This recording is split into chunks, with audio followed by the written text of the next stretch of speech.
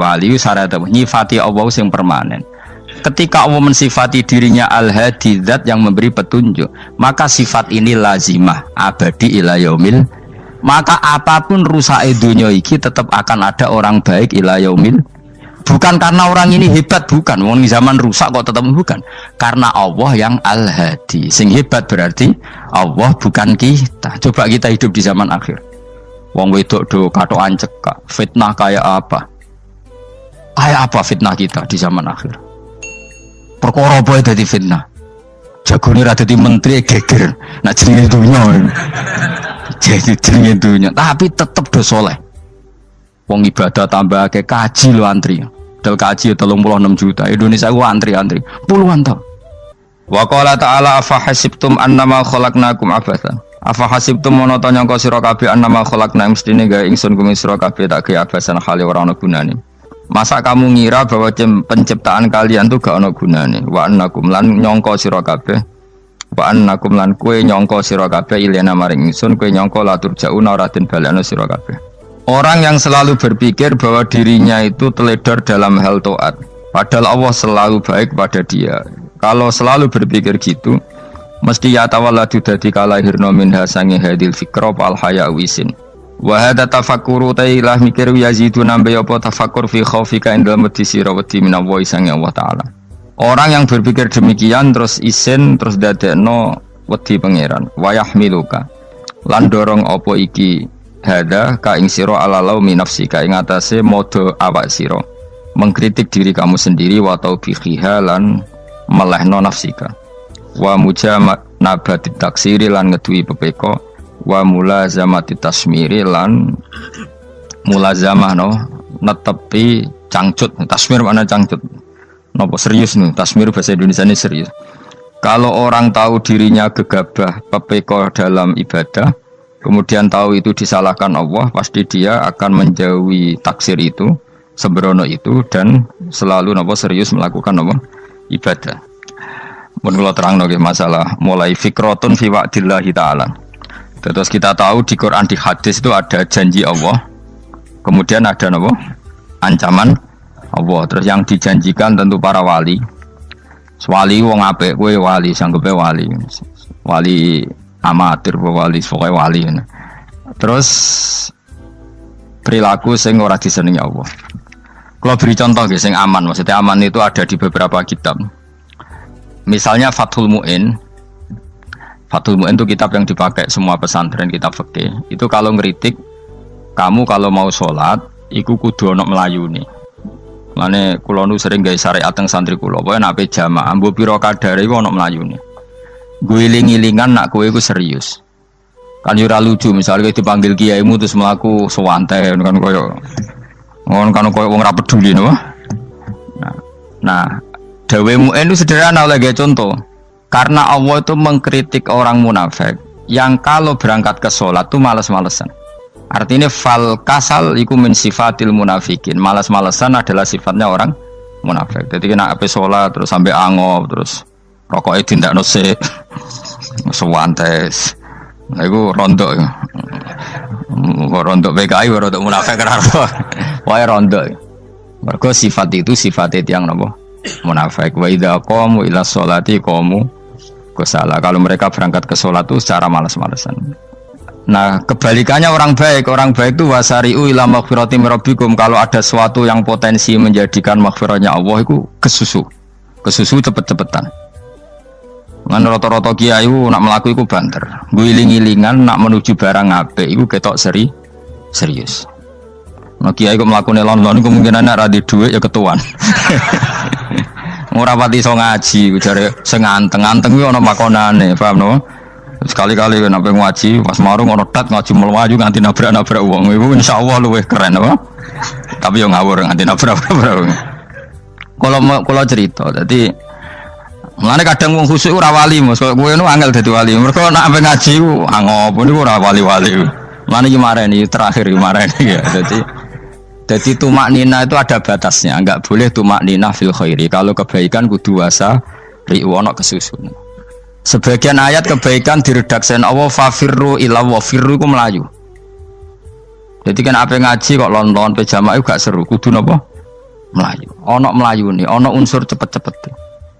Mulane kadang wong anteng ra dadi wali-wali mereka kenemenen. Paham ya? Ini peringatan ke wong Solo mbek Jogja nih. Nah bab iki ape wong Madura.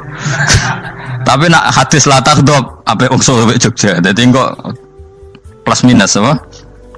Madura soleh lah kandhani la takhdhab itu paling abot. Aja gampang muring-muring. Paling abot. Lan kula di santri Madura kathah. Tak kandhani pantangane hadisnya Madura la takhdhab. Mergo Madura paling susah nak disuruh menahan muring-muring. Nah wong Solo Jogja nak kon kesusu ra gelem. Ngalon-alon waton kelakon Muhammadan. Saiki jog ngaji dirubah no. Sing wong Jogja koyo Ruhin barang Melayu, sing wong Madura ora apa? Ora emosi. Jadi ya enggak apa-apa, memang kita tidak pernah sempurna. Aku wong Pantura, radi seneng miso wong Pantura niku. Mergo belah no. Tapi ini penting kula aturno, makanya ndak ada ibadah yang Nabi itu tidak kesusu. Bahkan saking kesusunya Nabi itu pernah ada kejadian dan ini enggak bisa ditiru secara fikih. Saya ulang lagi ini enggak bisa ditiru secara fikih. Ada air itu kira-kira ya hanya sekitar 100 meter. Tapi saya ulang lagi ini nggak bisa ditiru secara fikih. Nabi itu tidak wudu, tapi tayamum yang dekat sama debu di dekat kamarnya Nabi. Itu riwayat yang memang nggak bisa ditiru tapi harus dibenarkan. Ketika Nabi ditanya kenapa engkau tidak menuju air itu, jadi saya tidak yakin sampai air itu. Padahal saya kesusu nang suci. Jadi saking inginnya Nabi nang suci itu sudah yang dekat tayamum saya tayamum. Tapi saya ulang lagi ini nggak bisa ditiru secara fikih. Karena kamu tidak akan hadir kayak Nabi. Makanya ini tak peringatkan kamu kan tidak akan hadir. Meniru aku kira iso, meniru Nabi itu baru iso. Iso Gus nak niru yang jajal mau kitab koyo aku nak melengkar kabeh. Jadi Nabi pernah ngalamin itu ya. Jadi itu nggak sampai 100 meter ada air. Mungkin nggak sampai 50 meter bahkan. Tapi Nabi itu pas panik, mungkin saking hadirnya pada Allah ingin posisi suci, itu tayamum. Ketika ditanya al amru asra'u min dzalik, urusan bisa lebih cepat timbang itu. Saya pernah ngalami seperti itu tapi tidak se ekstrim tayamum. Wudu pakai aqua, pakai. Jadi saya pernah di mobil, kemudian saya pas usul mobil tak suruh berhenti terus saya wudu pakai air aqua. Padahal ya dekat masjid ya dekat. Karena kadang tadi kepanikannya orang-orang dekat Allah itu beda. Itu pokoknya butuh asro, butuh melakukan sesuatu yang cepat. Ada contoh lagi yang lebih ekstrim. Ada ulama punya baju dua. Karena orang Arab kalau pakai pakaian kan celana terus sarung baru jubah. Makanya orang Arab itu biasa pakai lafaif berlapis-lapis pakaiannya. Ya pastinya pas kondisi ideal itu biasa lafaif. Ya kayak saya misalnya kan nggak pakai kaos karena orang priayi kan mesti pakai kaos baju. Cuma saya nggak pernah pakai jas, dianggap nganten malah repot. Kalau disungkan, kalau di jas kuatah kan. Gara-gara dianggap kiai roto-roto nak ngaji kan aku jas. Karena jaluk kan nggung kiai. Wah bingung, bos ngekek iku niat sakake, Gus Bak ora jas ora kelar tuku tapi ya ora ro. Niate elek bape ya ora ro. Kemungkinane iku nganggep aku ora kelar tuku terus ngekeki. Itu berarti suudzon yang terlembagakan. Kemungkinannya ya saking takzime wae kepengin kiai ini duwe jas. Utawa kemungkinan ini Gus Baik lu mau ben dikekno wong ra jelas-jelas ya. Enggak ngerti dan ndak perlu dikonfirmasi ben supaya ngamal. Lah kiai ini apa lagi wudu wong Arab lagi adus ning hammam. Hammam iku pokoke dhisik kan ana pemandian umum sekarang sama lah di. Pas di pemandian umum itu beliau ditunggoni santri nih, mulai dulu ya memang ada adat ya kalau kadang dia tindak itu tidak ada santri nih. Aku ragam jaran Mustafa, lah melakukannya gede malah loro kabeh. Jadi bandara itu sing roh terminal A1 ya aku, dek nih tiket ya aku lebih derek no, malah aku sing derek no akhirnya sembrono. Seloro kabeh tidak. Apa ya roh? Swarga ya roh, dek nih sebenarnya nak tuntun ya roh. Singkat cerita, si kiai tadi dengar, Fulan saya minta baju karena yang miskin ini di dalam kamar mandi itu mestinya ya udah. Kiai sudah di kamar mandi, itu bilang ke santrinya, Cung baju itu kasihkan satu sama yang minta tadi. Terus kata santrinya, ya Syekh, Halla badaan ghusal tambok kamu jangan ke susu. Kamu mandi dulu, engkau mandi dulu baru ngasih. Terus kata beliau, hati saya pas itu ingin ngasih. Setelah mandi saya selesai, mungkin hati saya sudah rubah, ada ingin apa? Ngasih. Jadi cepat itu imma takut mati sehingga kamu tidak sempat melakukan kebaikan, wa imma takut rubah. Apa? Takut rubah. Kan iso wae pas adus karena mungkin lagi seneng-senenge kena banyu, lumo. Barang 200 medit.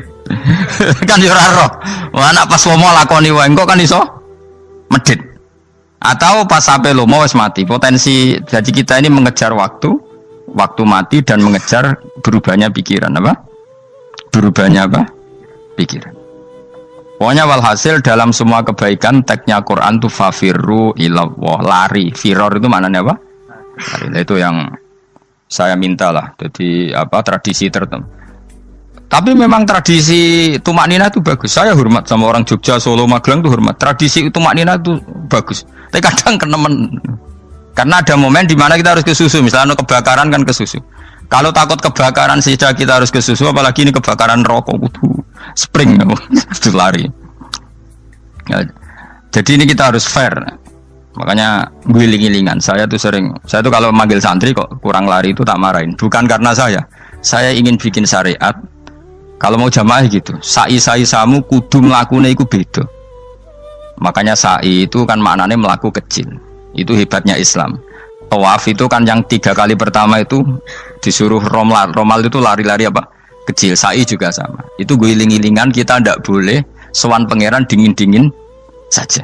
Emang kalau loh. Cara pangeran terus ana wong tawaf mlaku mbek angop terus santai. Iku bangune apa ibadah. Kangen aku ta ora kok saenake dhewe. Nek melayu kan seru.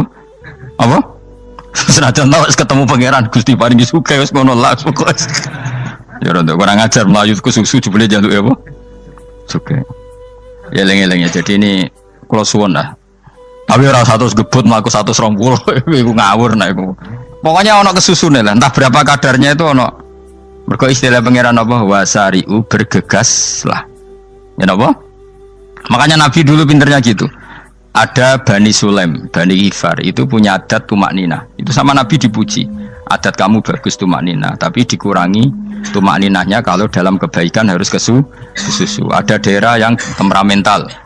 Dikandani Nabi la taghdab. Ya sama seperti di kita kan.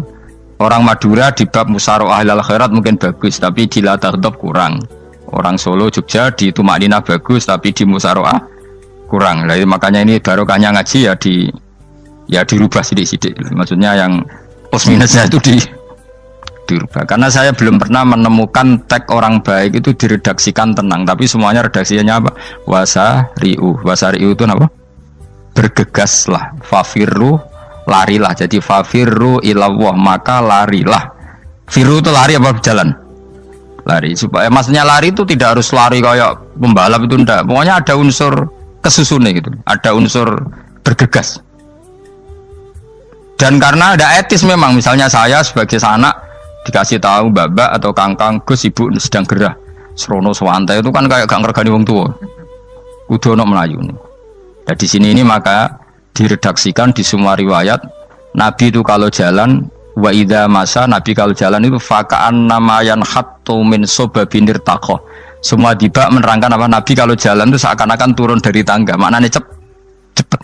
Fakaan naman hatto min sobabinir takoh. Jadi Nabi kalau jalan itu cepet.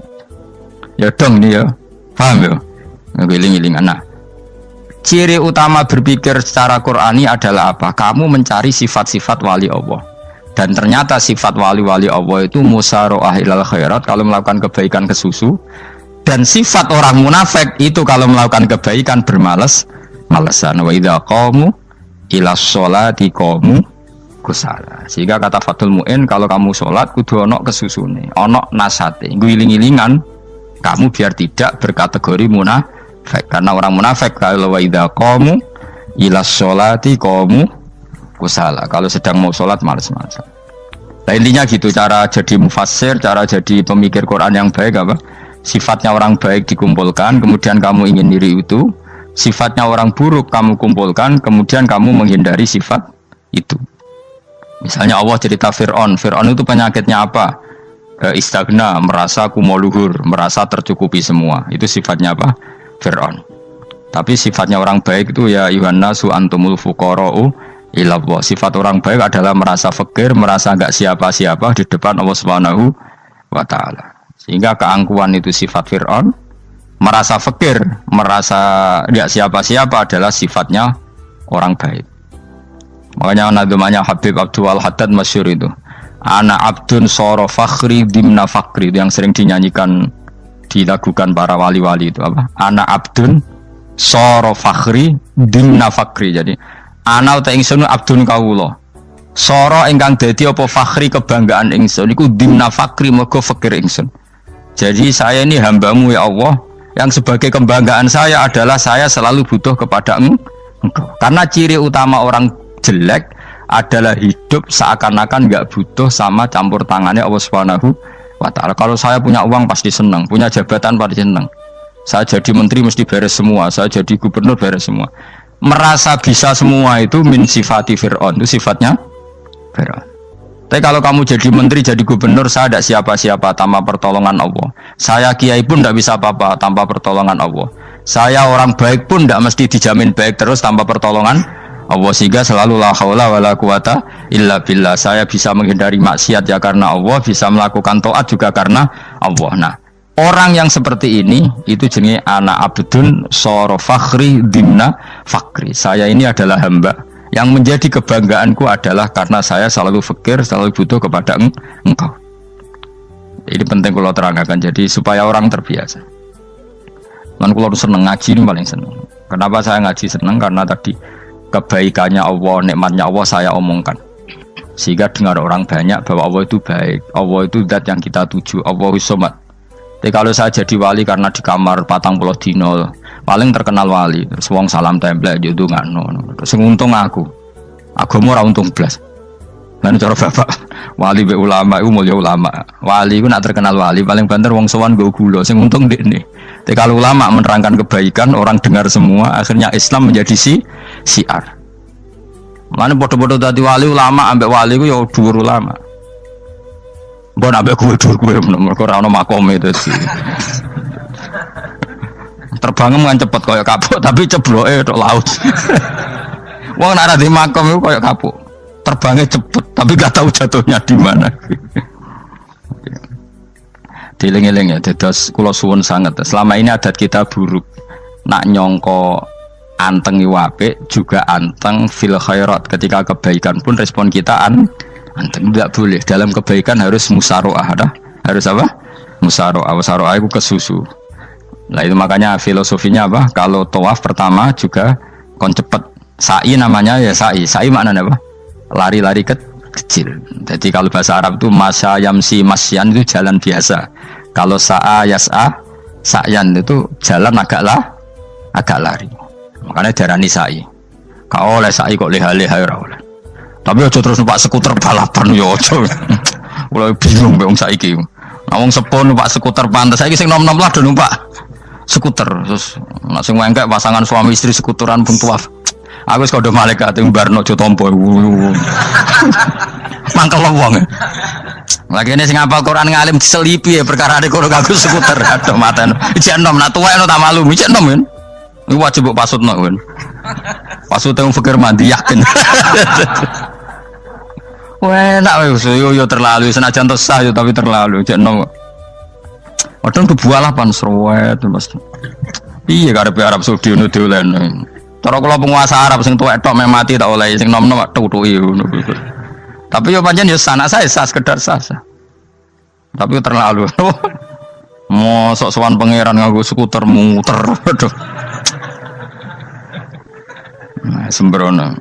Yo coba lakoni ku awas yo. Kecuali guys tuwek mati wis ngono. Tuwek tok rame mati yo aja. Aneh-aneh. Ya maksudnya kesusu orang ngono iku. Tok budi wae. Wa minha anta tafakkar nggih. Eleng-eleng nggih, wae-wae nggih napa sifatnya orang baik yang di Quran itu kita pelajari, lalu kita tiru. Misalnya sifatnya orang baik termasuk apa itu? Ala inna auliya Allahi la khaufun alaihim wa lahum Tidak pernah punya rasa takut, rasa gelisah itu harus kita tiru. Karena kalau kita punya rasa gelisah itu biasanya lama-lama agak ridho, bek kodok, kodar. Itu kudu ceria. Lu kalau sebagai manusia sering susah, tapi saya paksa, susah itu saya hilangkan. Karena kalau saya rasakan susah terus, lama-lama saya agak ridho, bek kodok, kodar. Makanya saya paksa, seneng, tak paksa. Sesuai kulino. Nganti kalau saat ini kira iso susah. Di murid kira jelas sudah iso susah. Sangking apa? Nah kiai kan susah. Aku di murid wakil, Gus tua kita air serah jelas. Goblok cara aku kiai ngono. Ora usah ngono. Zaman akhir ana wong ngaji go kitab wis hebat. Ana ngrungokno ngaji wis hebat. Ana ora paham tekone majelis wis hebat. Lah nek paham teko kan wajar, kira paham kok teko kan luar biasa. Nak ana penikmat ngaji paham biasa. Ini enggak paham kok teko. Wae guyu iso. Guyu hebat itu, hebat. Hebat. Nah, ono menteri dilantik guyu wajar, lu ora menteri ra kok guyu. Iku kemungkinane loro, saking waline saking gedene wis moro.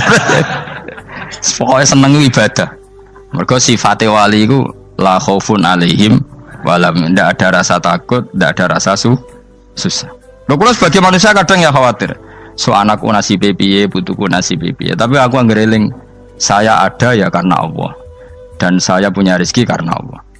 Orang lain di sana banyak orang kaya, padahal gak anakku. Berarti yang menciptakan kaya itu tidak saya. Buktinya orang lain yang gak anak kita kaya banyak, sukses banyak. Kenapa kita menjadi seakan-akan pelaku sejarah? Kadang orang kan berpikir, ya akhirnya orang mesti maslahat dari kamu. Pas minta itu karena tomak kamu, hadun nafsi kamu, serakah kamu, tapi gak tahu diri, pantas taura dengan permintaan. Kalau gue misalnya Julmo jadi wali, iso Allah tersinggung. Bocah atau tirakat atau jalur jadi wali. Tapi gak dulu ya Allah tersinggung, kira tahu dulu. Jadi orang kalau dah wali itu sudah keliru terus. Jadi bukan di sepuro, tapi tak kira itu ada. Jajal gitu maju wali kok sabtu kok dirjilan. Kira-kira Allah tersinggung ngapa nyembah jadi? Kira-kira tersinggung. Tapi misalnya kira tahu dulu kok pengen kau Imam Syafi'i, Allah tersinggung. Bocah ora di idola. Terus ikut.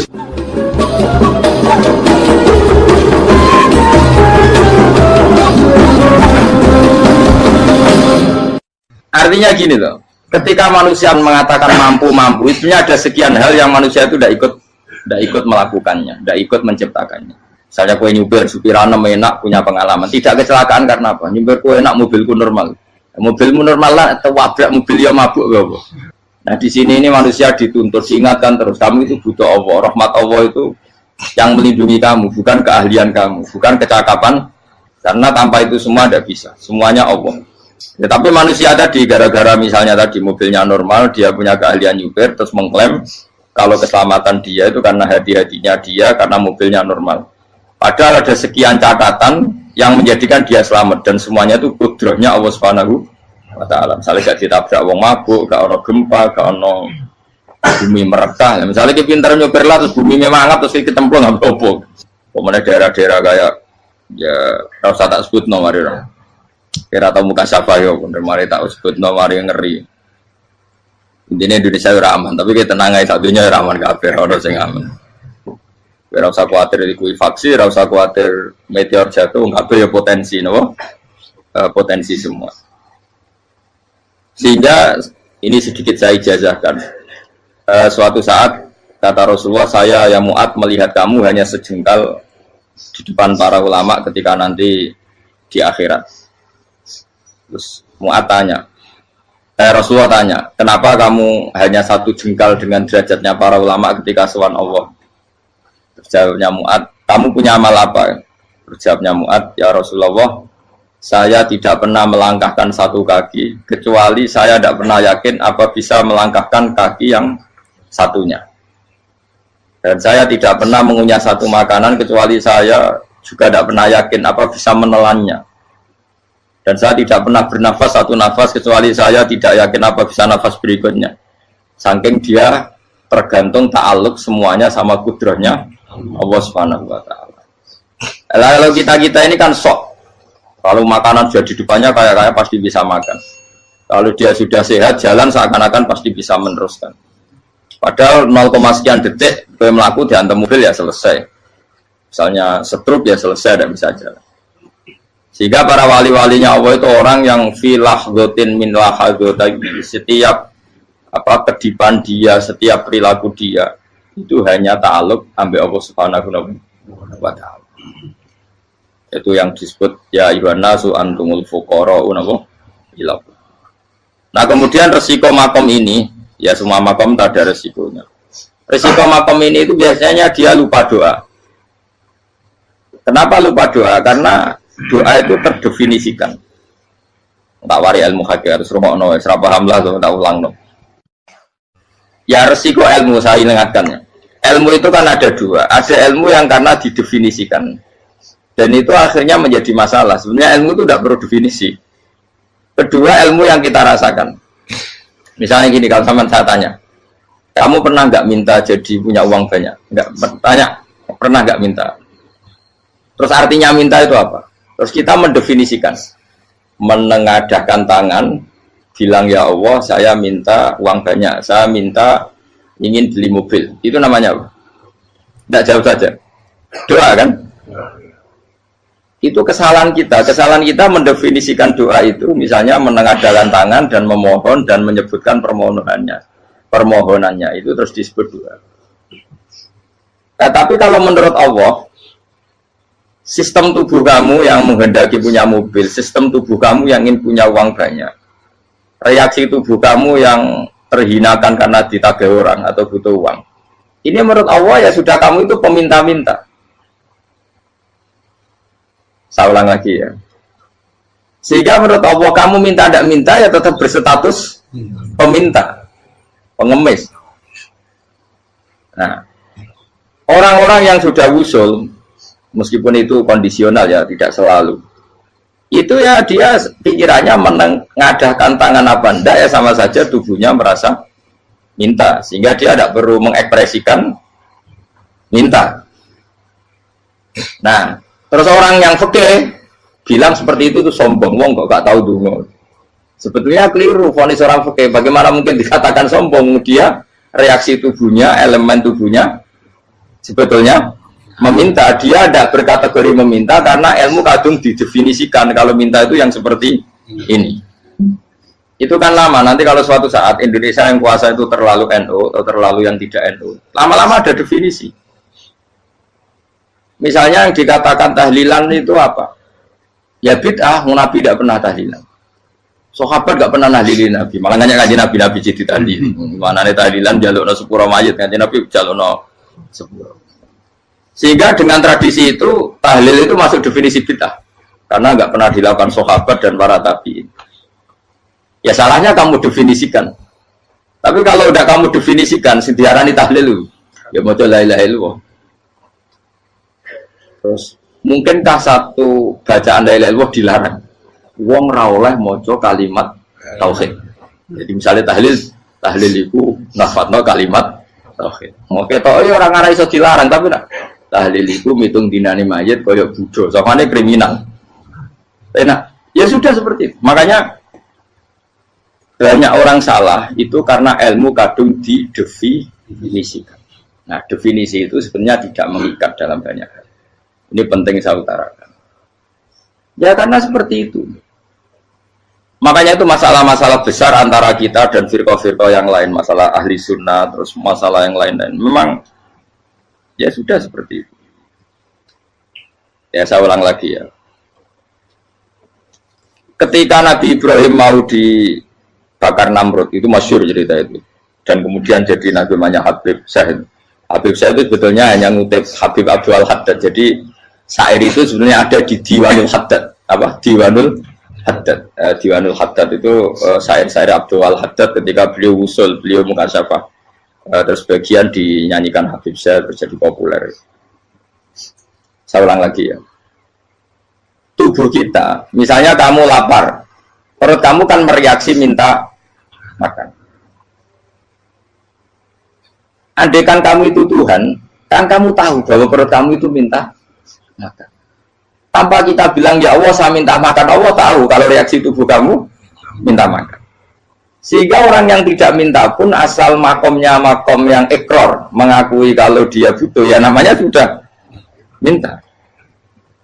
Tapi fikih kadang mendefinisikan sing darane minta itu hanya madhep kiblat terus menengadakan tadi dan sebagainya. Ya sudah kita sebagai orang pengikut ya yang ikuti fikih, yang ikuti tasawuf sebetulnya itu definisi yang sepihak. Sehingga ketika Nabi Ibrahim mau dibakar Namrud, masyhur itu cerita itu.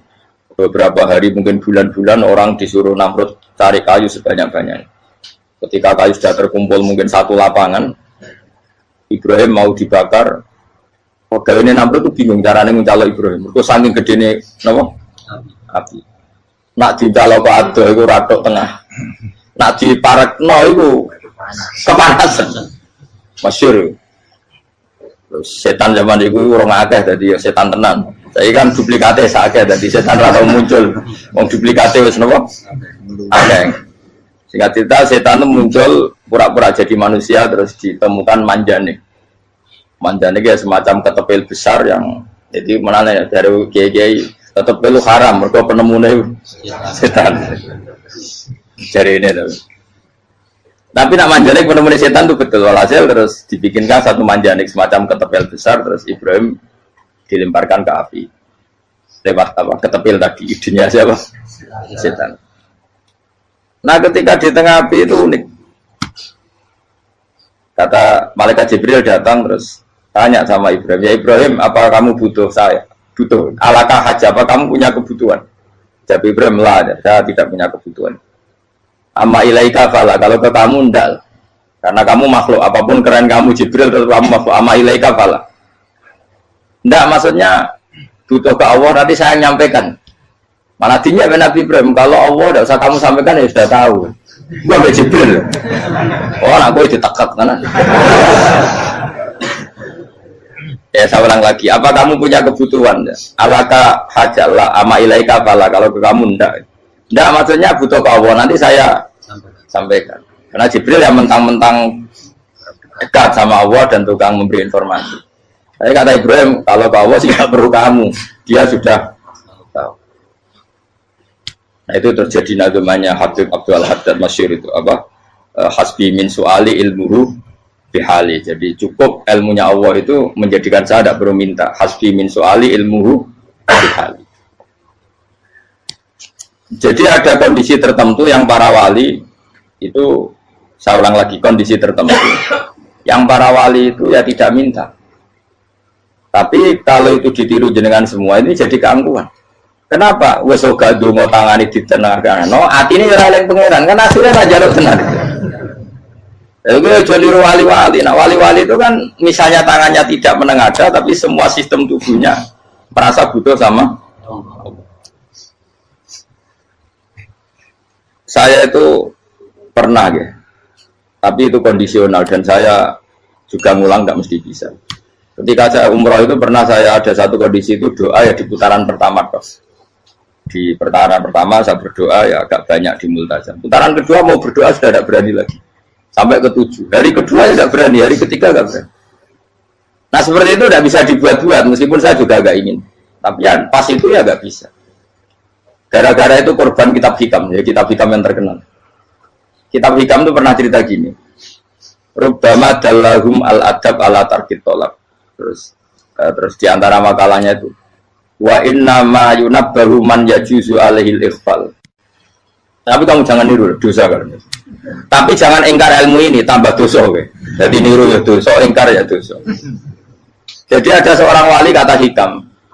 Kadang-kadang seorang wali itu mau doa diulang itu sungkan. Kenapa? Yang perlu diingatkan itu yang potensi lupa. Allah kan masih ingat doa kemarin. Lalu gara-gara saya sebelum umroh itu mensinau kitab hikam agar aku dulu. Ya Allah, sing tak dungani ini ece eling kok tak eling nomene. Jadi wa inna ma yunabbahu man yajuzu alaihi yang bisa diingatkan hanya orang yang potensi lupa. Sementara Allah tidak akan. Tapi kan akhirnya doa eling. Ya Allah kayak kemarin. Hari ketiga ya Allah kayak. Makanya menurut saya ilmunya orang hakikat itu juga dari sisi kriminalnya karena ya tadi. Tapi kamu ingkar ya keliru. Memang Allah nggak mungkin. Lupa ngapain kamu ingatkan? Makanya menurut saya Allah itu mandat terbaik, benar-benar Rahman Rahim. Mestinya nak Allah terbaik itu mau bedino malah ngamuk. Lah aku lagi tapi mbok ilang eling dong. Tapi Allah itu maklumi ya, dengan kekeliruan. Kita ini kan selalu keliru, donga terus juga keliru sebetulnya. Karena seakan-akan kan mengingatkan seseorang yang mungkin lupa. Wong Allah tidak pernah lupa kok, kamu ingetin terus. Atau kamu menggurui Allah, yaitu ya Allah nang sebadani kalau di dia padahal nggak mesti maslahat bagi kamu. Dia orang mesti maslahat bagi kamu. Maka ada sekian contoh yang wali itu dibully pangeran. Saya sering cerita, banyak cerita wali itu dibully pangeran, digarap ya pangeran. Ini gara-gara salah itu. Saya pernah cerita dan itu ada di hikam betul di kitab itu. Itu ada. Ada wali itu tukang hamal, hamal itu manol di pasar itu orang angkut. Jadi kalau ada orang bawa barang berat diangkut dia, terus misalnya ke kalau dulu mungkin ya ke kereta atau ke singkat cerita terus diupai. Saat dapat apa dia pasti pulang karena dia hanya butuh makan satu piring karena dia tirakat makan satu piring untuk ibadah 24 jam. Singkat cerita dia ngeluh ya Allah, kamu tahu, engkau tahu saya ini pecinta engkau, saya ini hanya butuh makan satu piring untuk kuat sholat. Tapi kenapa harus jadi juru manol? Berilah saya rezeki yang tanpa kerja. Nah, selang sekian hari dia dituduh maling, terus di penjara, terus dapat rezeki tanpa kerja. Dia terjawab kenapa jadinya gini? Kan kamu minta rezeki tanpa kerja. Ya itu penjara itu rezeki tanpa kerja kan. Jadi Allah memperlakukan para walinya itu memang unik. Ya kadang dibully. Sehingga dalam cerita-cerita kenabian tata qadiyat itu nggak ada orang yang sering dibully Allah kayak nabinya. Karena nabi itu orang yang dicintai Allah. Jika salah sedikit saja itu toro pangeran, toro kampus itu digarap, dibontor, salah sedikit. Misalnya begini, Nabi Yakub itu kan nabi. Dia mungkin nyon jauh nggak tersadar nyembelih apa itu anak sapi itu di depan indukannya. Ya beliau mungkin spontan saja, Pak. Kalau kamu yang melakukan pasti tidak ada hukumannya karena Allah dapat peduli sama kamu sudah lah. Artinya nggak peduli salah pantas saya nggak jelas ya gitu. Tapi ini Nabi. Ketika itu terus indukannya sapi tadi ya Allah Yakub itu kekasihmu. Saya tidak berani sama dia karena dia kekasih. Tapi saya tetap menuntut keadilan. Dia harus merasakan susahnya dipisah dengan anak. Meskipun dia tidak nuntut rasanya roh anak sebelah itu tidak ada ekstrim itu. Sapinya itu hanya nuntut ya Allah dia harus merasakan sakitnya terpisah dengan anak. Akhirnya Allah menciptakan Yakub mengalami terpisah dengan Nabi siapa? Yusuf. Itu kalau kata qadiyat, itu kalau yang melakukan tidak Nabi pasti nggak dibully Allah, dibiarin. Karena Nabi ini yang melakukan. Nah. Terus ini Nabi Yusuf lagi, malah rasa daftar wali berat. Nabi Yusuf itu di penjara itu karena terdolimi apa karena memang dia salah? Terdolimi. Dan Yusuf itu Nabi. Nabi Yusuf itu Nabi betul memang benar-benar. Meskipun ganteng dia Nabi. Syaratnya Nabi ganteng, kira-kira melebu. Nabi itu harus ganteng, nggak boleh. Nabi elek ora oleh. Karena Allah izin di kekasih keriting elek. Allah yang diselera. Kabeh Nabi mesti yang paling ganteng di kaumnya, yang paling nasak. Nggak boleh Nabi kok pesek, keriting, enggak boleh. Tapi kalau sudah jadi orang soleh boleh kan. Tapi kalau Nabi tidak boleh. Nabi Yusuf bukan, masyhur kan cerita Nabi Yusuf dengan siapa? Zulaikha. Dan belum ada orang dalam keadaan darurat masih cerdas kayak perempuan. Jadi singkat cerita, ketika Yusuf diajak Zulaikha selingkuh gak mau kan keluar dari kamar. Delalah kebetulan wa alfaya sayyidah Rajal. Itu si Zulaikha tadi spontan langsung bilang, wahai suamiku, apa hukuman orang yang ingin menodai keluargamu? Itu wong itu. Padahal dia agak terencana, dia pun nggak bayangkan kepergok suaminya. Itu dalam keadaan kepergok itu masih cerdas. Suamiku, apa hukuman orang yang mau menyelingkuhi keluarga Anda? Singkat cerita suaminya murka, terus Yusuf di penjara, terdolimi. Ketika di penjara, kemudian Yusuf punya keahlian mentakwil apa? Mimpi. Kan tadi suaminya Zulaikha itu tidak sampai raja ya, kira-kira PM atau menteri. Raja itu punya mimpi yang bisa nakwil itu hanya Yusuf. Singkat cerita terus utusan raja datang ke Yusuf dan takwilan Yusuf terbukti benar. Tapi Yusuf ini seorang nabi, saya ulang lagi Yusuf seorang nabi dia tapi ya manusia. Bilang gini ke utusannya, coba bilangkan ke raja kamu di penjara ini ada orang yang di penjara secara terzalimi yaitu saya. Tolong laporkan ke majikan. Itu Allah tersinggungnya itu bukan main. Nabi kok lapor makhluk. Itu tersinggung. Nah, aku kan gak piye. Kowe ngajakno proposal ya ora piye-piye. Wis pokoke Allah kowe wis ra piye-piye wis. Wong sampean swargane ya ora langsung wae ngono pokoke kira-kira kan sudah enggak perlu ditegur. Makanya fa'an sawi syaitanu dzikra rabbi fala bitha fi sijni bid'asi. Maka Allah mentakdirkan utusan raja tadi itu lupa melaporkan peristiwa Yusuf ke raja tadi, sehingga raja nggak pernah dengar kalau ada orang di penjara karena Allah tersinggung. Wong kowe ku nabi kok lapore ambek penguasa. Ngono tok iku wis Allah tersinggung. Karena dia nabi, nggak boleh nabi lapor makhluk. Jadi Allah itu dengan nabi itu sangat-sangat sensitif. Sangat-sangat sensitif. Ya begitu. Terus kita yang terkenal, meskipun ini nggak ada di Quran, Nabi Musa. Nabi Musa itu pernah sakit gigi karena dia mentang-mentang kalimullah, orang yang sering komunikasi dengan Allah, minta ya Allah, tolong tunjukkan obat gigi saya itu apa. Singkat ini sama Allah dikasih tahu, kamu ngunyah suket ini, gitu. rumput ini kamu kunyah nanti pasti sembuh. Karena resepnya dari Allah ya pasti mujarab, kan nggak kok dokter. Singkat ini dikunyah terus sembuh. Suatu saat dia sakit gigi lagi, nggak konsultasi lagi karena masih punya resep tadi kopian apa resep. Nah, dia datang nyari suket yang sama dikunyah tambah sakit. Tanya sama Allah, ya Allah ini kan resepnya yang sama, kenapa tambah sakit? Kata Allah, kamu itu kekasihku. Orang nak sing ngobati ku aku ra suket sembrono. Semenjak itu Nabi Musa pernah resep lagi sudah. Andaikan tuh kamu, pasti Allah juga nggak tersinggung. Makanya kata Qadiyah, kenapa para nabi sering ditegur itu bukan karena Allah murka, nabi itu beda. Jadi kesalahan kecil atau apa-apa yang menurut kita ada salah itu untuk nabi salah. Makanya di ahli sunnah ada kaidah apa? Mimba bi hasanatil abror sayyi'atul muqarrabin. Pernah dengar kaidah apa? Mimba bi hasanatil abror sayyi'atul muqarrabin. Sesuatu kalau dilakukan umumnya orang itu hasanah atau kebaikan, tapi kalau dilakukan para nabi itu salah. Karena apa ya, saking dekatnya dengan Allah. Saya ulang lagi apa? Mimba bi hasanatil abror sayyi'atul muqarrab. Jadi nabi itu beda. Nah, para nabi itu orang-orang yang mengalami fikir yang doa resmi kayak siapa tadi? Definisi fikir ya sering. Kayak definisi orang tasawuf yang sering.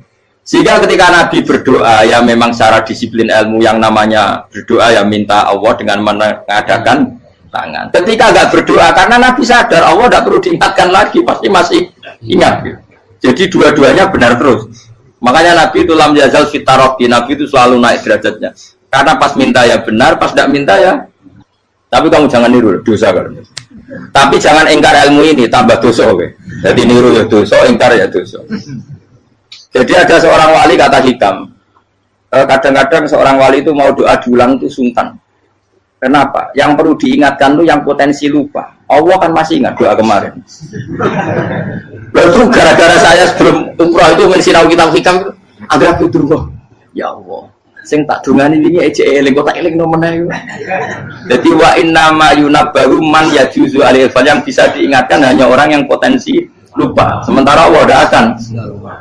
Tapi kan akhirnya doanya elik, ya Allah kayak kemarin. Hari ketiga ya Allah kayak.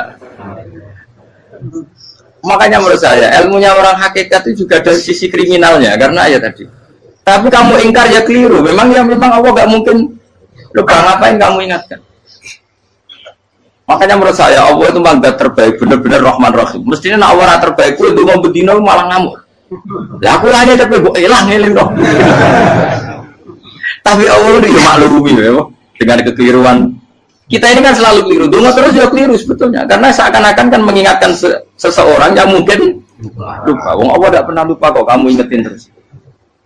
Atau kamu menggurui Allah, yaitu ya Allah langsung badani kalau dia diake, padahal nggak mesti maslahat bagi kamu. Diake orang mesti maslahat bagi kamu. Kalau kamu turun terus, pas minta itu karena tomak kamu, hadun nafsi kamu, serakah kamu, tapi nggak tahu diri pantas taura dengan permintaan. Kalau gue misalnya dulu mau jadi wali, soalnya mau tersinggung, bocor atau tirakat atau dia harus jadi wali. Tapi gak dongo ya Allah tersinggung. Kira ora tau dongo. Jadi orang kalau tidak wali itu sudah keliru terus. Jadi kok di sepuro, tapi tak kira itu akeh. Ya jajal gitu ngajak wali kok Sabtu kok dirjilan. Kira-kira Allah tersinggung ngapa nyembah? Kira-kira tersinggung. Tapi misalnya kira tahu dongo kepengen kok Imam Syafi'i, Allah tersinggung. Bocah ora di idola. Ya terus piye Gus? Ya piye kadung salah biasa wis. Wis bakat salah no. Bakat salah. Wis dongane sing gampang gak mesti bener. Rabbana dzalamna anfusana wa lam taghfir lana wa tarhamna lanakunanna minal khasirin. Tak pernah punya kitab dan kitab itu menurut saya luar biasa. Bahkan ketika adu bully itu, adu cara mahasiswa itu kayak pelonconan itu. Nabi sama Nabi pengiran gitu dan itu sekali yang satu salah melakukan disiplin ilmu sampai pengiran itu degradasi. Dan Allah memang mengancam gitu. Kalau kamu melanggar ini, la ahbiton namin diwani nubuah. Nanti la amkuan namin diwani nubuah. Kamu saya hapus dari buku kenabian. Tes-tesannya ya lucu, pilihannya begini. Kata Nabi Musa kan ditanya. Ketika dia khutbah ditanya orang. Siapa orang paling alim ya Nabi Allah? Sekarang orang paling alim itu siapa? Nabi Musa jawab, saya kan. Jadi Allah tersinggung karena wong kok berarti ini bodoh. Tapi ada kan Nabi Musa kok jawab Fauzi, salah, tambah salah meneh. Tahun enggak peruhen, malah salah meneh. Tapi jawab Musa ya salah. Saya Gusti, saya kan. Orang paling alim siapa? Saya.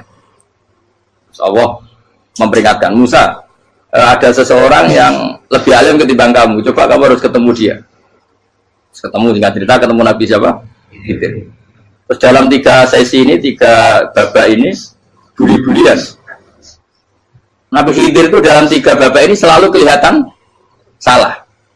Di antaranya adalah cara sekarang ya mungkin di gonjak sepeda motor atau perahu kalau dulu yang menggratisi dia numpangi sepeda motor malah spionnya dicopot gitu. Spionnya dicopot, dirusak. Tapi Musa kan sudah digratisin malah rusak yang motornya yang apa? Menggratisin. Nabi Khidir masih tenang. Kamu tidak paham. Ya, Nabi Khidir mesti distok kamu tidak paham. Itu kata surahul hadis termasuk Ibnu Hajar al-Asqalani bilang gini. Setelah itu kedua membunuh anak kecil. Musa tambah marah. Anak yang belum punya dosa kok kamu sampai 3 kali ada 3 peristiwa. Itu kata surahul hadis. Andai kan Musa kok diam tidak protes, maka dia akan disalahkan Allah. Karena dia berarti membiarkan kemungkaran di depan matanya tanpa reaksi. Jadi sebetulnya ketika Musa berontak itu Nabi Khidir, Nabi tenang gitu. Jadi itu kan unik. Tapi berontak yang disalahkan. Jadi angel, sandi tes-tesan jadi Nabi itu angel. Misalnya kalau Nabi Musa itu kayak model santri Jawa Timur. Nabi Khidir salah, derek mawon. Ya nabi jero barang mungkar. Menengae. Berarti ya nabi goblok kira-kira. Makanya memang Musa harus konsisten seperti itu, harus demo terus. Kayak saya misalnya sebagai kiai, ya harus seperti ini cara mulang saya. Enggak boleh saya misalnya terus anut mulang terus tawadu, semeneng, terus ora karu-karuan. Jadi andaikan Musa kok tidak protes itu malah salah. Ya memang harus. Dan itu Nabi Khidir, Nabi tenang. Makanya Nabi Khidir akhirnya respect. Tidak ada hati sebaik kamu Musa. Risi itu gak nyaman ketika melihat kamu. Jadi itu punya poin. Tapi lucunya Nabi Khidir yang jalan. Tak ada rasa kok minta kok. Tapi harus disalah no. Ya aku dari Nabi Musa. Ya jajal, gaya peristiwa meneh aku tak sabar rata kok. Kok jajal nih. Barang dijajal ya protes meneh. Barang protes meneh, tinggal 1 kali kesempatan. Kowe takok meneh, wis ora dadi muridku. Dikasih kesempatan lagi, ya protes meneh dek nomor. Tapi itu justru itu menjadi kelebihannya Nabi Musa karena syarat seorang nabi adalah al-musara'ah ila inkaril munkar kata Ibnu Hajar al-Asqalani. Syarat seorang nabi adalah secepat mengingkari sesuatu yang mungkar. Enggak boleh. Ya toh kan misalnya kita jadi murid terus gurumu itu gandeng artis atau gandeng penyanyi dangdut. Dia derek mawon. Jadi guru bener gila kok. Tapi kalau orang guru tersinggung, ora hikmah itu. Kan bingung no. Di guru itu kan bingung no. Kalau kayak di guru jadab, orang Jawa Timur apa? Gurumu gandeng penyanyi dangdut. Reaksimu piye? Jadi saya takut. Ayo loh, nak elek kan gak iri. Biasanya nak elek itu nak iri. Kamu Pak. Sing ayu, sing potensi iri. Kira-kira reaksi kamu itu milih derek mawon apa berontak?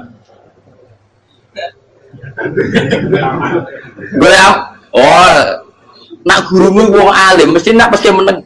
Muridku giok, tidak sensitif. Roh barang mungkar dilakukan di depannya kok tidak reaksi, tidak protes, tidak gebet tenang. Tapi lucunya guru mau nak protes, gak ada akhlak. Guru lagi senengnya kok rawat. Nah Nabi itu kan buli-bulian. Jadi Nabi Khidir dengan Nabi Musa itu tepat-tepat. Karena dua orang ini sama-sama kekasih Allah. Itu Nabi Musa justru barokahnya itu dia tidak pernah klasmennya di bawah Nabi Khidir. Semua ulama sepakat klasmennya Musa tetap di atas Nabi Khidir.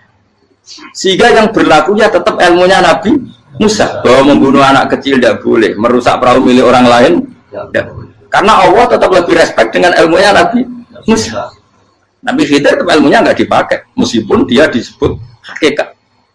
Karena ilmunya Nabi Khidir ngani ngoyo, wong ape mutus kok ngenteni kinceng loh mahfud. Lah sing iso iku sapa? Barang ra mungkin kok. Makanya Nabi Khidir terakhir menutup kalimatnya wa ma fa'altuhu an amri.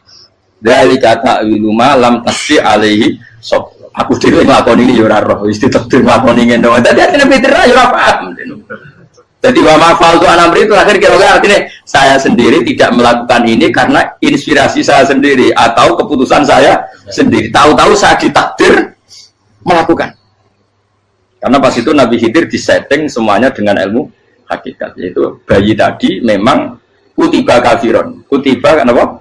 Kafiron. Memang dia nanti kalau umur nganti tua ditakdir mati kafir. Daripada mati kafir nanti, ya sudah mati sekarang. Tapi nggak mungkin kan ada syariat daripada soben beling mata ini kecil. Orang syariat tetap ikut Nabi Musa. Makanya kata Ibnu Hajar Al-Asqalani itu uniknya Allah sama para wali-walinya. Wali ku klirullah itu tuh disenangi pengen. Terus pengenan nabi ini kecil-kecil kan, yo pada nak wong. Terus keempat kan. Tadi kan saya punya contoh 3, ini contoh keempat, ini terakhir. Agian kok ilmu merah cukup tetap salah bingung nggak? Nabi itu minggat itu boleh tidak? Tanpa pamit, minggat itu pergi nggak pamit itu boleh tidak? Tidak boleh. Rasulullah meskipun kayak apa disakiti di Mekah itu tidak pernah minggat, tidak pernah hijrah. Saya ulang lagi, karena butuh izin. Tapi Allah pernah punya kekasih, yaitu Nabi Yunus. Nabi siapa? Yunus. Itu Quran meredaksikan ya abako. Abako itu terjemahnya apa? Minggat. Kalau pergi itu tidak ada. Tapi ini Allah meredaksikan itu abako. Abako itu ya minggat. Nabi Yunus itu dakwah di daerah Nainua. Nainua itu ya Babylon sana. Kampungnya namanya Nainua. Ya daerah Babylon. Babylon itu kalau di geografis modern ikut Irak. Ikut mana? Irak. Jadi Kufa, Basra, Babylon.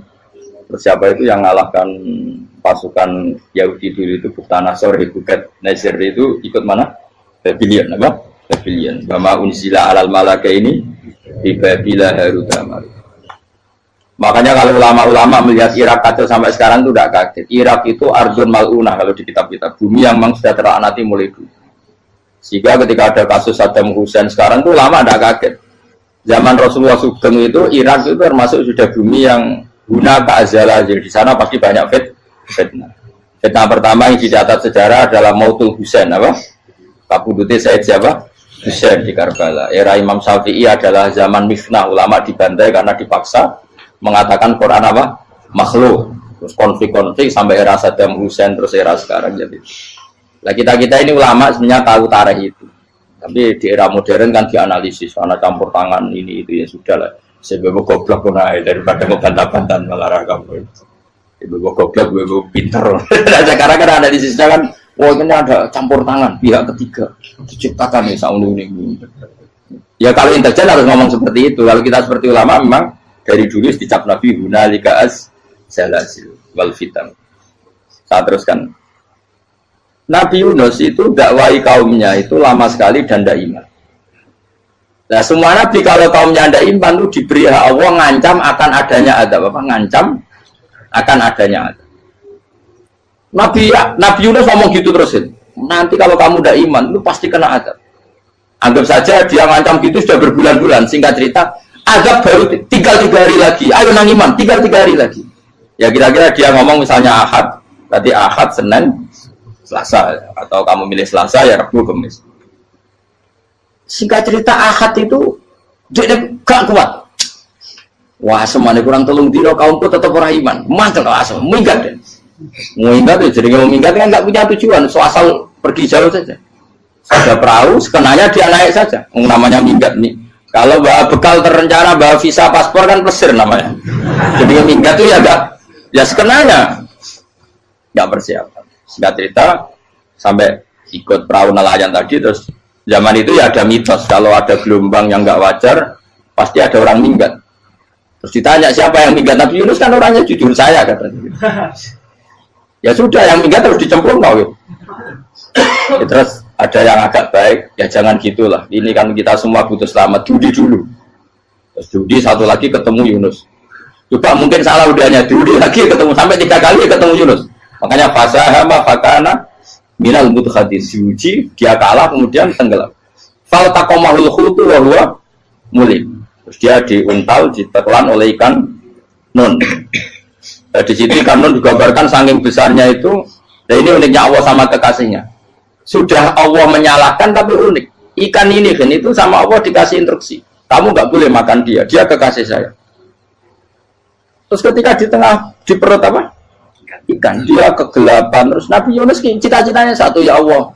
Kalau saya sumpah diri saya tidak bisa baca tasbih. Hanya sama Allah disulap perut ikan itu jadi masjid.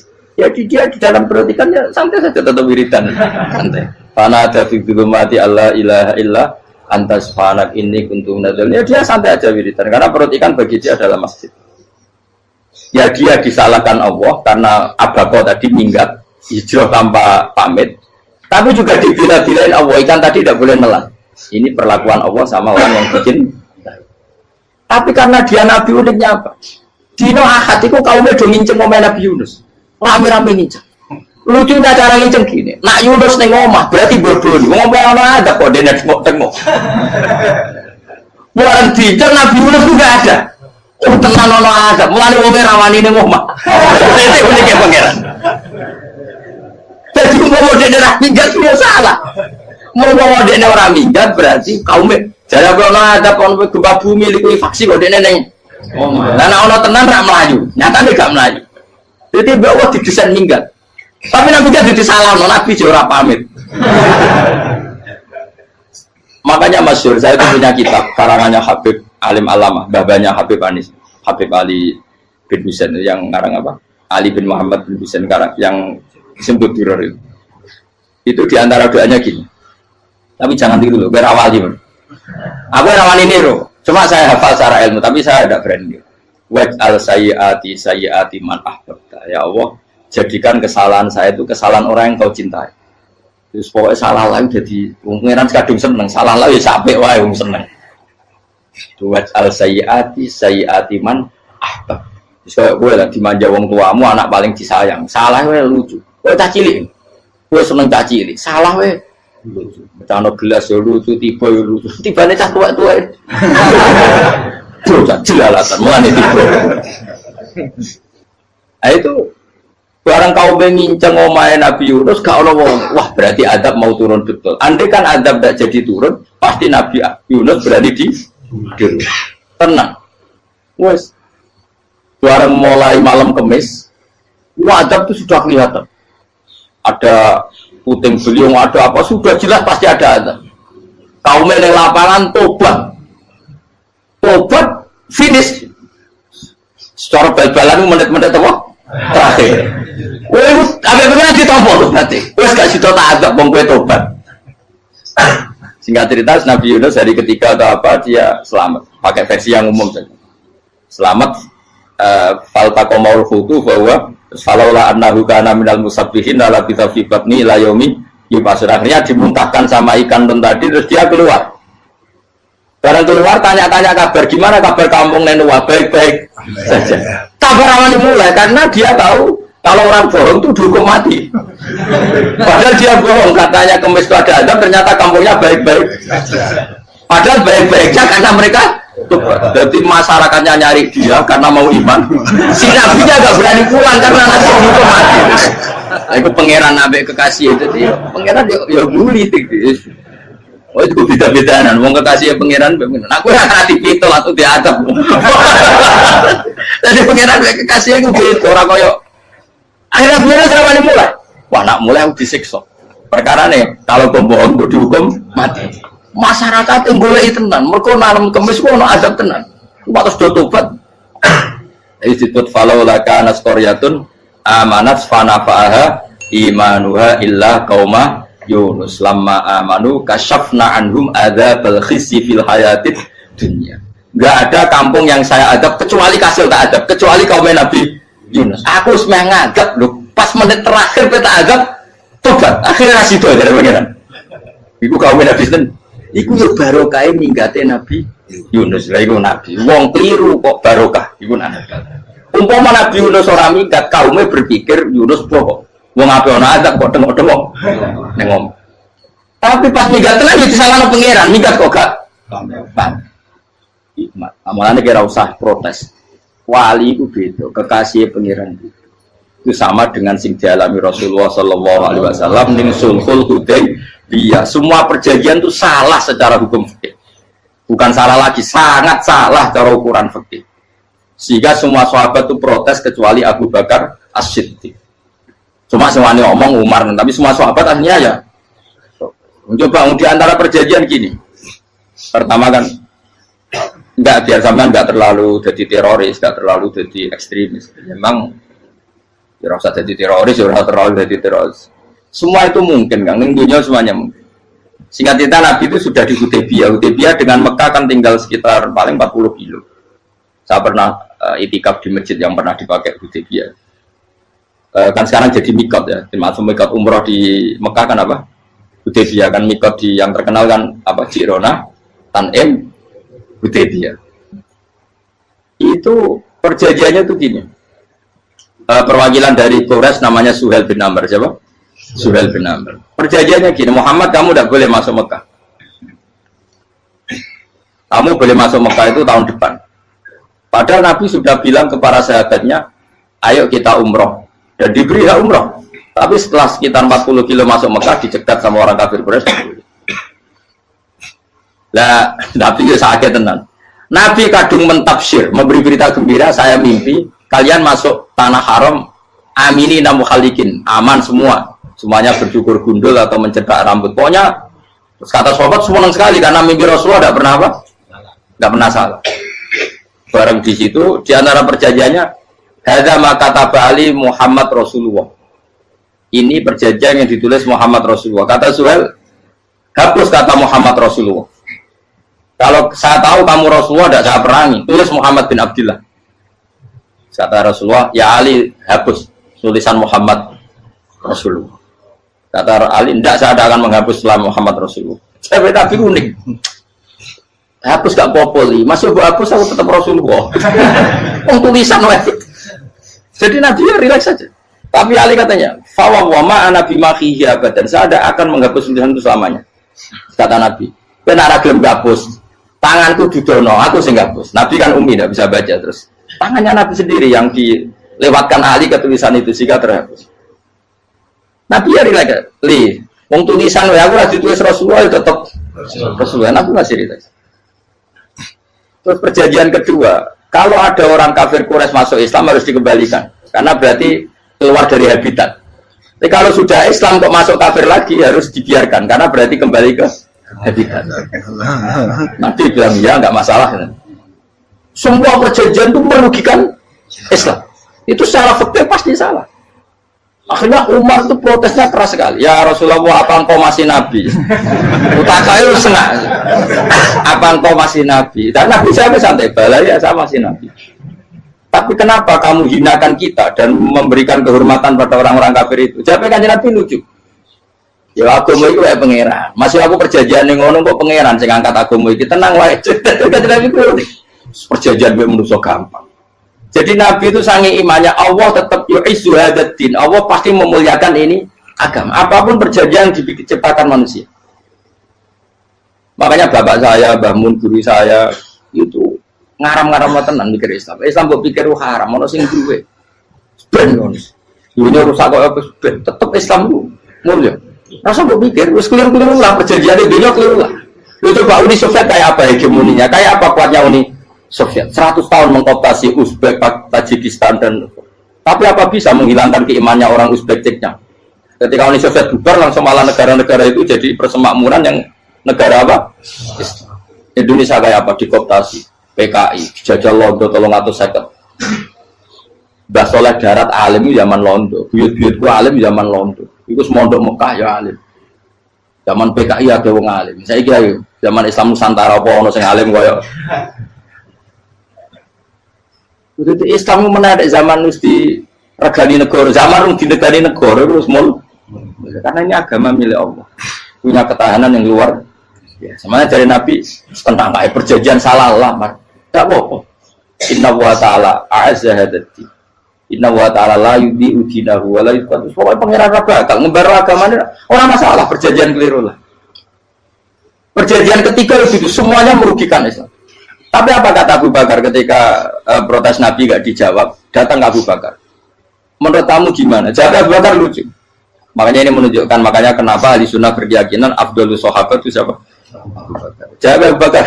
Wes samar, perjanjiannya keliru lah, wes keliru lah. Kayak geremeng-geremeng santai negeri. Tapi la tadkhul bainahu wa baina habib. Kamu jangan masuk wilayah itu hubungannya orang yang terkasih sama kekasihnya. Wes gak masuk akal lah semuanya menengah. Ya sehingga ya sudah Allah punya. Ternyata nah perjanjian keempat ini yang agak Nabi hanya minta gini toh. Itu saya turuti semua, tapi saya minta satu hal kata Nabi. Bolehkan diskusi tentang Islam terbuka. Makanya diskusi terbuka itu baru kata Nabi. Jangan larang orang mendiskusikan Islam. Itu dok mintanya. Oke dari Suel, diskusi wae pikirannya Suel kan, diskusi wae. Enggak masuk Islam, diskusi.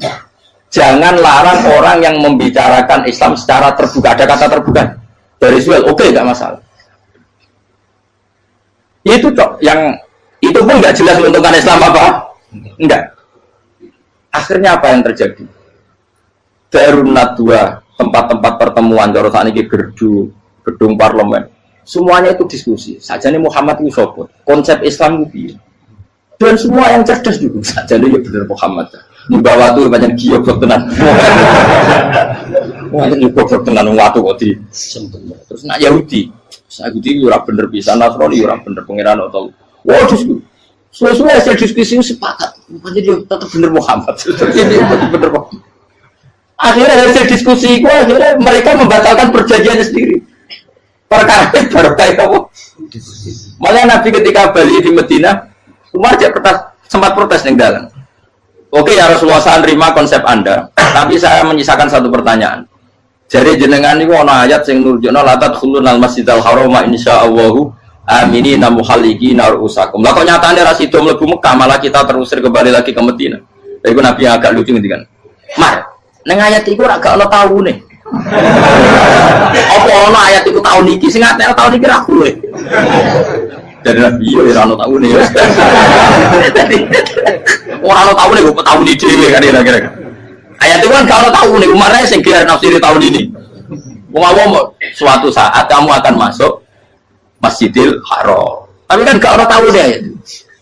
Apa di ayat itu ada tahunnya Umar dan Allah bilang tahun ini ya enggak, ya sudah kalau nggak ada tahunnya ya pokoknya mesti kapan-kapan terjadi.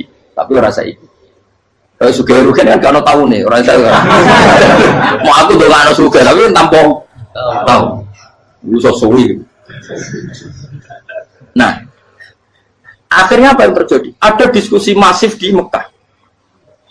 Setiap yang cerdas, setiap Nabi tanya Abu Sufyan siapa? Nabi mau komentar gini, sama siapa teksnya? Misluhu layat jalul Islam. Kalau Islam sudah didiskusikan, otak secerdas Ikrimah bin Abi Jahal, secerdas pasti tidak bodoh tentang Islam. Maknanya pasti akal yang waras memilih Islam. Wah, akhirnya Islam jadi masif. Ya sudah karena Islam sudah masif, tokoh-tokohnya cenderung Islam, akhirnya perjanjian itu dibatalkan sendiri. Akhirnya waro'aitan nasa yadkhuluna fi dinillahi afwaja. Akhirnya mereka berbondong-bondong masuk. Itu artinya apa? Nabi udah perjanjian cara fikih keliru wae, cara fikih cara dzahir keliru wae, tetap barokah karena punya hubungan khusus dengan Allah Subhanahu wa taala. Makanya la tadkhul bainahu wa baina habib. Itu kan kayak ya sudah seperti itu. Di pangeran makanya Sayyid Ali itu Sohibu Simtiduran nak dungo di antara doanya wad al sayyati man ahbabta. Jadikan ya Allah kesalahan saya kesalahan orang yang engkau cinta. Karena ulama nyontono ngene, saiki Nabi Adam ambek iblis itu padha salah itu. Enggak jawab. Padha salah, iblis itu salah bodoni Nabi Adam salah. Dilarang mangan wit khuldi tetep mangan. Mau trimo rayuan di sinten? Iblis. Tapi wong piye-piye pangeran ku seneng Nabi Adam. Sediluk diusir bar sumat tabahu rabbuhu fataba alaihi wa bar langsung Adam ora metu kok swarga diwarai. Dampe kepengin tak sepuro nggih, tak warai dongane. Iblis tak diwarai. Mane kena ndonga, lompat. Dadi mane ya pokoke wong disenengi menangan. Lah kaya kudu ndonga iku, kowe ora bakat wali biasa wae iki cerita. Ya sudah seperti itu. Ya, tapi emang ya sudah seperti itu. Nabi Adam itu orang pati keusir tenan itu fatawat ko Adam Robbi kalimatin fatah. Jadi orang terlalu